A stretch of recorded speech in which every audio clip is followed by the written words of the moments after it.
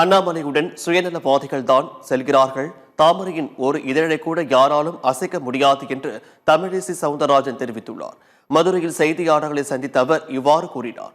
Heart டிஸ்குகள் திருடு போன சம்பவம் குறித்து பேசிய அவர் ஊழல்வாதிகளை காப்பாற்றுவதில் தாவேக அரசும் ஊக்கமாக இருக்கிறது என விமர்சித்தார்.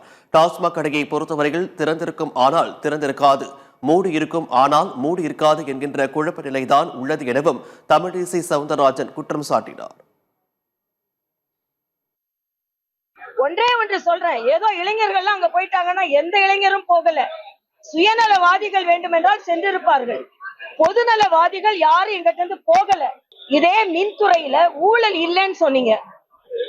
26 டிஸ்க் காணாம போயிடுச்சுன்னு சொன்னாங்க. சில டிஸ்க்கு தான் இவங்க கம்ப்ளைண்டே கொடுத்திருக்கிறாங்க. அப்ப ஊழலை காப்பாற்றுவதில் இவர்களும் மிக ஊக்கமாக இருக்கிறார்கள் என்பது மட்டும் இல்ல. இன்னைக்கு ஸ்மார்ட் மீட்டர் எல்லா இடங்களிலும் ஸ்மார்ட் மீட்டர் பொருத்தப்பட்டிருக்கும் போது 30,000 கோடி ஆகும். அதனால நாங்க மறுபரிசீலனை செய்யறோம் சொல்றாங்க. டாஸ்மாக பொறுத்த வரைக்கும் தமிழ்நாட்டுல திறந்திருக்கும் ஆனா திறந்திருக்காது, மூடி இருக்கும் ஆனா மூடல. இந்த கதை தான் இருக்குது.